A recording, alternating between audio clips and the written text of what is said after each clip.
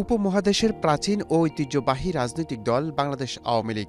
সময়টা ১৯৪৯ সালের ২৩ জুন। শুরুটা পুরান ঢাকার ঐতিহাসিক রোজ গার্ডেন থেকে। মাওলানা আব্দুল হামিদ খান ভাসানী আর শামসুল হকের নেতৃত্বে শুরু হয় পথ চলা।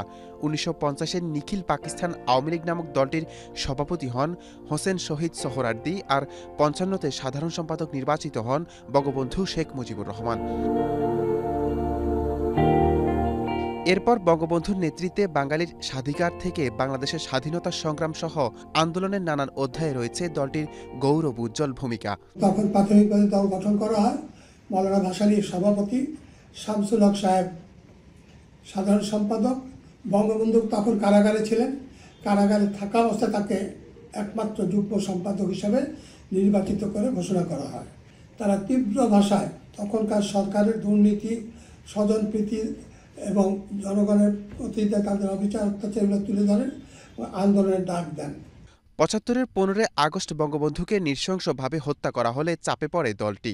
এরপর ১৯৮১-তে দেশে ফিরে আওয়ামী লীগের হাল ধরেন বঙ্গবন্ধু কন্যা শেখ হাসিনা। দীর্ঘ ২১ বছর পর ১৯৯৬-তে সরকার গঠন করে আওয়ামী লীগ। আওয়ামী লীগ হলো একটি মাঠের দল, মানুষের দল, গণমানুষের দল। কাজে এই ব্যাপারে আমি পরিষ্কার করতে চাই যে আওয়ামী লীগ তার রাজনৈতিক অবস্থান থেকে তৃণমূল পর্যায়ে দলটি বিস্তৃত। কাজে এই দলটি কর্মী নির্ভর দল এবং আমাদের নেত্রী শেখ হাসিনা প্রতিনিয়ত মনিটরিং করেন এই দলটিকে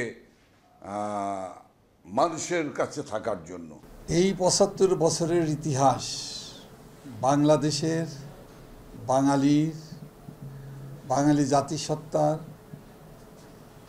মহান মুক্তিযুদ্ধের, মুক্তি সংগ্রামের এবং দেশকে আজকে উন্নয়ন, অগ্রগতির, সমৃদ্ধির সমস্ত পর্যায়ের শত অর্জন, শত সাফল্য, শত গৌরব গাথা নিয়েই বাংলাদেশ আওয়ামী লীগ।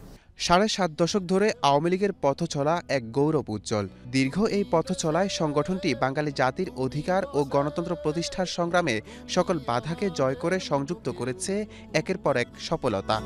আমার সুখে আমার দুঃখে বৃষ্টি নামে তোমার চোখে। নূর মোহাম্মদ ভূঁইয়া, এশিয়ান টেলিভিশন, ঢাকা।